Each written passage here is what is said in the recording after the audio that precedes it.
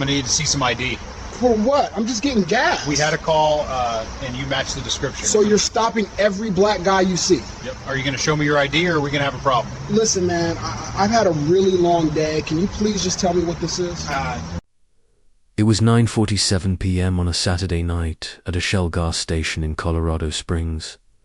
Sergeant, First Class DeAndre Miller had just finished visiting his mother and was driving back home when he stopped to refuel. He was exhausted, mentally drained from another difficult day managing PTSD symptoms, and all he wanted was to get back to his apartment and shut the world out. What he didn't know was that Officer Ryan Caldwell had already decided something was off the moment DeAndre pulled into the station. And what Officer Caldwell didn't realize was that the man he was about to confront wasn't a suspect, wasn't a criminal, but a decorated combat veteran with 3 deployments to Afghanistan, a Bronze Star and a Purple Heart. The next 15 minutes would end Caldwell's career, trigger a Department of Defense investigation, and turn this gas station body camera footage into mandatory training material for police departments in 12 states. Where are you watching from?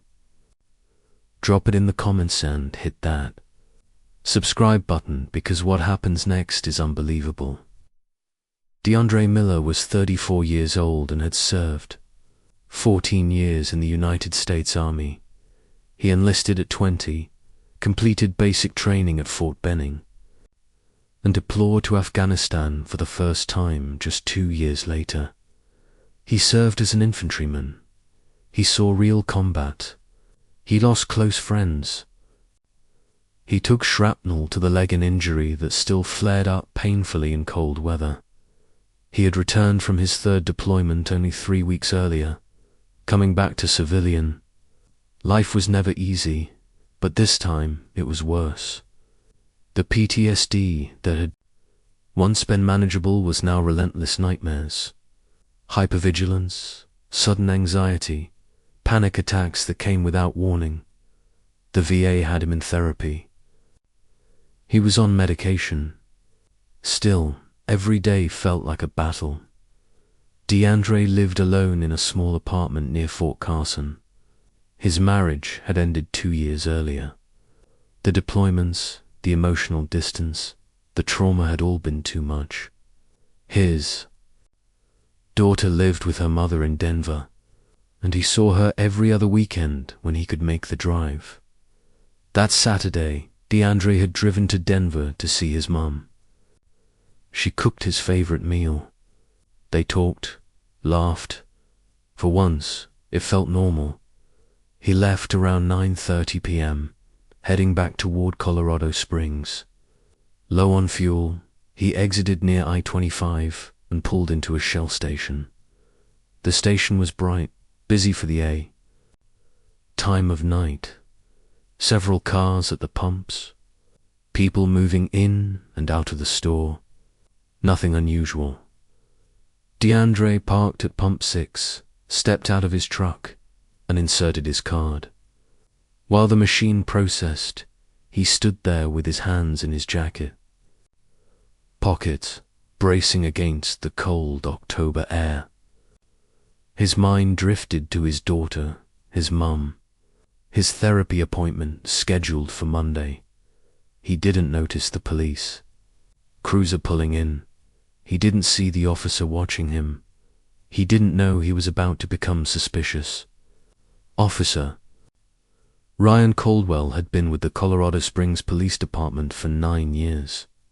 He was on night patrol, cruising through commercial zones when he stopped at the Shell station to grab coffee.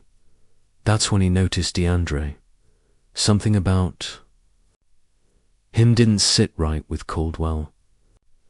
The way he was standing there, hands in his pockets, not actively pumping gas, yet in Caldwell's mind.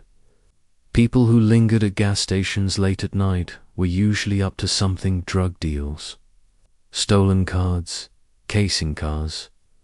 He watched for about 30 seconds. That was enough. Caldwell exited his cruiser, one hand already resting near his belt, and walked toward DeAndre. I'm going to need to see some ID. DeAndre turned, confused. For what? I'm just getting gas. We had a call, Caldwell said. You match the description. DeAndre glanced around. Half a dozen other people were there, every single one of them white. So you're stopping every black guy you see? He asked. Caldwell didn't hesitate. Yep, show me your ID, or we're going to have a problem.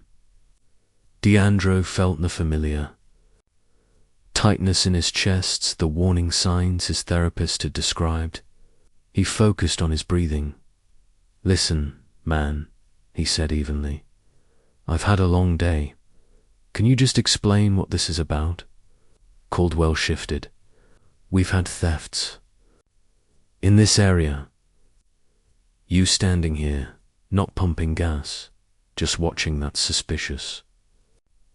I was waiting for the pump to process, DeAndre replied. I wasn't watching anything. Well, I need to verify who you are. DeAndre exhaled slowly. I got back from deployment 3 weeks ago. Afghanistan. I'm stationed at Fort Carson. I stopped for gas on my way home. Caldwell's expression didn't change. Still doesn't explain why you're acting nervous. You rolled up asking for ID for no reason, DeAndre said. Of course I'm nervous. If you weren't doing anything wrong, you wouldn't be. I'm not doing anything wrong.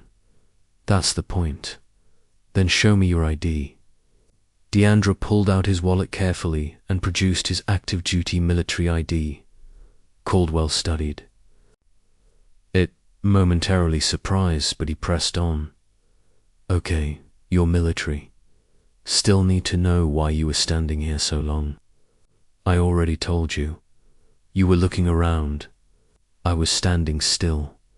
Black male, medium build. Dark claws, Caldwell said. You fit the description. So every black man fits it? DeAndre asked. What's your tone? My tone isn't the issue. DeAndre's heart was racing now. I've done 3 combat tours. I've got a bronze star and a purple heart. And you're harassing me because of a vague description that could apply to half this city. Sir, calm down. I am calm. If you don't lower your voice, I'll detain you for disorderly conduct. DeAndre reached for his phone. I'm calling my command. Put the phone down. I have the right to call someone. That's when a white man in his 50s pulled into the station, noticed the confrontation, and immediately began recording. Officer, what's going on? He called out. Step back. Caldwell snapped. I'm recording. This looks like harassment. Now. Caldwell had a problem. His Bodycam was running. A civilian was recording. And he had no justification. You're free to go, Caldwell said abruptly. I'm logging this as suspicious activity. DeAndre stared at him. Suspicious for pumping gas. Caldwell walked away. The witness, Mark Reynolds, a local accountant, approached DeAndre. You okay? I recorded everything. They exchanged numbers. DeAndre finished fueling, then sat in his truck for 10 minutes, trying to breathe through a full-blown panic attack. The next morning, he called his commanding officer. Within days, the Department of Defense opened an investigation. The footage told the whole story. Caldwell had lied about a call, threatened arrest without cause, profiled a decorated veteran. Investigators uncovered a pattern: hundreds of suspicious person stops, overwhelmingly targeting people of color. 4 weeks later, Officer Ryan Caldwell was terminated. 6 months later, The city settled the lawsuit. The footage became training material nationwide. DeAndre eventually medically retired, moved out of state, and now works with veteran advocacy groups, teaching others their rights.